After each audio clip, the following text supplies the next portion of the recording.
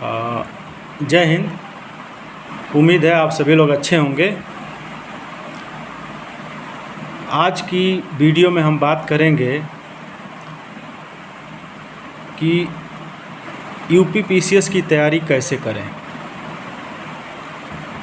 तो सबसे पहले तो मैं इस विषय पे बात करूँगा कि यदि आपको पढ़ने का शौक़ है, यदि आप लंबे समय तक धैर्य बनाए रख सकते हैं, तो आपको यूपीएससी या यूपीपीएससी चुनना चाहिए। तो इस वीडियो में हम यूपीपीसीएस के बारे में ही बात करेंगे कि यूपीपीसीएस की तैयारी कैसे शुरू करें। यदि आप नए हैं, आपने अभी तक तैयारी नहीं किया है, तैयारी शुरू करना चाहते हैं, तो यह वीडियो आपके लिए लाभकारी सिद्ध होगा। आप धैर्य बना करके अंत समय तक मेरे साथ बने रहिए। चलिए वीडियो को शुरू करते हैं। सबसे पहले प्रारंभिक परीक्षा की बात करते हैं। प्रारंभिक परीक्षा की बात करते हैं, यानी प्री एग्ज़ाम की बात करते हैं। तो प्री एग्ज़ाम में GS1, GS2, GS1 जिसमें सामान्य अध्ययन होता है, GS2 सीसेट टाइप पेपर होता है, सिविल सर्विस एप्टीट्यूड टेस्ट उसे कहते हैं। सिविल सर्विस एप्टीट्यूड टेस्ट यानी GS पेपर 2 जिसे सीसेट कहते हैं, इसमें सिर्फ आपको क्वालिफाई करना होता है। 33% इसमें मार्क्स लाना पड़ता है। GS1 की बात करते हैं तो यह इस पे मेरिट बनती है और इसमें होता है, सबसे पहले आता है मजबूत पार्ट, लगभग 25 से 30% करेंट अफेयर होता है।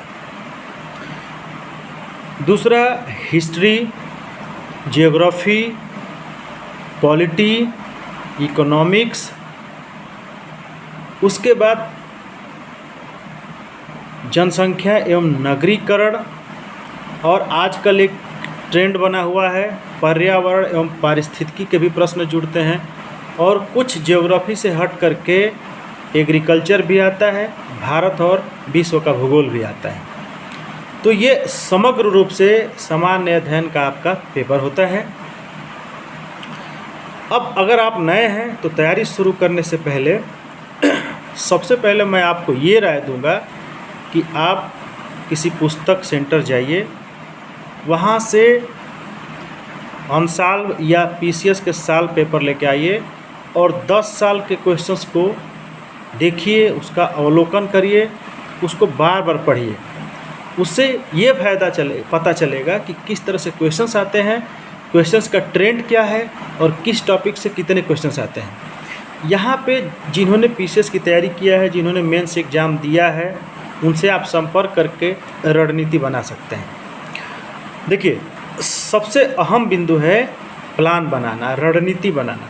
अगर आप ऐसे ही तैयारी करेंगे तो आपके क्वालिफाई करने की संभावना नहीं रहती है। तो आप एक प्लान बनाएं। प्लान में सबसे पहला मैं आपको बताना चाहूँगा कि सबसे पहले आप न्यूज़पेपर पढ़ना शुरू करिए और शुरू में 45 से 1 घंटे तक का आप समय दीजिए। अब न्यूज़पेपर में राष्ट्रीय घटनाएं हो गई, अंतर्राष्ट्रीय परिदृश्य हो गया, खेल की घटनाएं हो गई, संपादकीय पृष्ठ आप पढ़ सकते हैं। लेकिन यहाँ पे आत्म प्रेरित करते रहिए, खुद को प्रेरित करते रहिए।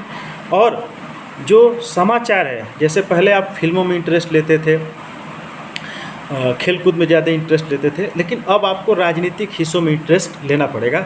शुरू में आपका इंटरेस्ट नहीं लगेगा क्योंकि बहुत सारे बच्चे साउथ की फिल्में देखते हैं, मार धाड़ की फिल्में देखते हैं, फिल्मों में ज़्यादा इंटरेस्ट होता है। लेकिन जब आप तैयारी करना शुरू करेंगे, कुछ दिन बाद आपको महसूस होगा कि आपको फिल्में जो झूठी हैं, राजनीति से ही आपको आनंद आने लगेगा, आपको पेपर पढ़ने में मज़ा आएगा।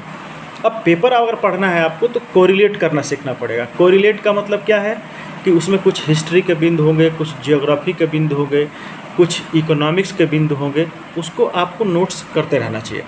अब यहाँ पे मैं एक बात ज़रूर कहूँगा कि जब भी आप तैयारी करें, जब भी पढ़ाई करें तो कुछ नोट करते रहें। लिख कर पढ़ने से लंबे समय तक याद रहता है, यह प्रमाणित है, यह बात एकदम बिल्कुल प्रमाणिक है, आप ध्यान रखें। अब बात करते हैं हिस्ट्री की। तो हिस्ट्री में आप सोचेंगे कि कौन सी किताब है, तो अभी मैं ये ज़रूर आपको बात कहूँगा कि कुछ परिषदीय किताबें हैं। जैसे अभी प्राइमरी स्कूल और मिडिल स्कूल में कुछ किताबें बहुत अच्छी आई हैं। इसके साथ एनसीईआरटी भी ले लीजिए। एनसीईआरटी थोड़ा बोरिंग लगेगा, लेकिन परिषदीय विद्यालय में भी अगर आपको मिल जाए 6 से 8 तक, वो भी आपको कारगर सिद्ध होगी। यूपी बोर्ड की भी किताबें ले सकते हैं, 9, 10, 11, 12 वो भी कारगर सिद्ध होगी। नहीं तो एनसीईआरटी तो सब लोग पढ़ते हैं, आप एनसीईआरटी भी पढ़ सकते हैं। इससे आपका फाउंडेशन तैयार होगा, इससे आपका बेसिक तैयार होगा। अब बात करते हैं प्रमाणिक किताबों की बात करते हैं अगर, तो आप जैसा जानते हैं कि हिस्ट्री में रोमिला थापर की किताब ले सकते हैं, हरिश्चंद्र वर्मा की किताब ले सकते हैं, बीएल ग्रोवर की किताब ले सकते हैं, बिपिन चंद्रा की किताब ले सकते हैं। लेकिन याद रखिए कि हिस्ट्री की अगर बात करते हैं तो उसमें नेशनल मूवमेंट से ज़्यादा क्वेश्चंस आता है और नेशनल मूवमेंट पे आपको फोकस करना चाहिए। वर्ल्ड ज्योग्राफी की बात करते हैं तो उसमें मैप देखिए, मैप के अनुसार पढ़िए और नोट्स बनाते चलिए। इकोनॉमिक्स अगर आपको पढ़ना है, इकोनॉमिक्स में आप चाहे तो प्रतियोगिता दर्पण ले सकते हैं, अंतर्राष्ट्रीय जो परिदृश्य है इकोनॉमिक्स के दौर पे वो पेपर से भी आप निकाल सकते हैं, और जब क्विज सॉल्व करेंगे तो उसमें से भी कुछ चीज़ें निकल के आएंगी। इसी तरह से अगर सीसेट पेपर की बात करते हैं तो सीसेट पेपर में आप जानते हैं कि उसमें मैथ्स होता है, उसमें रीजनिंग होती है, उसमें इंग्लिश होती है, उसमें हिंदी होती है। तो सामान्य मैथ की जानकारी होना चाहिए, जैसे एसएससी के बच्चे करते हैं। तो एसएससी में थोड़ा सा हार्ड पूछता है, आपके लिए इजी रहेगा। इंग्लिश भी थोड़ा ध्यान रखिएगा, उसमें पार्ट्स ऑफ स्पीच से लेकर के नरेशन से लेकर के एक्टिव पैसिव तक होता है। उसके बाद अगर हम बात करते हैं हिंदी की, तो हिंदी पे भी व्याकरण की आपको जानकारी होना चाहिए, और रीजनिंग के क्वेश्चंस आप गाहे बगाहे करते रहिए। सीसेट पेपर उतना हार्ड नहीं होता है, लेकिन कभी कभी ऐसा होता है कि बहुत सारे बच्चे सीसेट क्वालिफाई नहीं कर पाते हैं, तो आपकी सारी मेहनत पे पानी फिर जाता है। तो GS1 भी अच्छे तरीके से तैयार करिए, GS2 भी अच्छे तरीके से तैयार करिए, लेकिन याद रहिए कि GS1 जो 150 क्वेश्चन उसमें होते हैं, आपको मिनिमम 90 करना है। तो 90 तभी आप कर पाएंगे जब आप पढ़ाई के साथ क्विज करेंगे, टेस्ट सीरीज जो कोचिंग की आती है उसको हल करेंगे, तभी आप 90, 95, 100 तक पहुँच सकते हैं। सीसेट पेपर की बात करते हैं तो सीसेट 10 साल के पेपर को अगर आप सॉल्व करेंगे तो आपको आइडिया मिल जाएगा कि इसमें 10 से 15 क्वेश्चंस मैथ आते हैं, 10 से 15 रीजनिंग आते हैं, 15 से 20 हिंदी आ जाते हैं, वहीं 15, 16, 17, 18 के आसपास इंग्लिश होते हैं। उसमें हालांकि एक और होता है डिसीजन मेकिंग, तो वो पेपर को मैं नहीं प्रीफर करूँगा कि आप उसको पढ़िए, उतनी की ज़रूरत नहीं है। आप चारों कर लेंगे तो 33% आपके क्वेश्चंस उसमें सीसेट में हो जाएंगे। अब एक बात और, जब आप तैयारी शुरू करते हैं तो एक बात ज़रूर सोच लीजिए कि अगर हम तैयारी शुरू करते हैं तो किसी भी सूरत में वापस नहीं आएंगे, 1 साल, 2 साल, 3 साल, 4 साल, क्योंकि UPPSC या PCS जिसको बोलते हैं आप, UPPSC, वो आपके लिए एक लंबा समय लेगी, लंबे समय तक आपके धैर्य का परीक्षण होगा, और जब आप अच्छी तैयारी कर लेंगे तो कहीं ना कहीं किसी न किसी रूप में आपका सिलेक्शन हो सकता है। एक बात और मैं ज़रूर ये बात कहूँगा कि शिक्षा कभी व्यर्थ नहीं जाती है, आप सकारात्मक दिशा में मेहनत करते रहिए।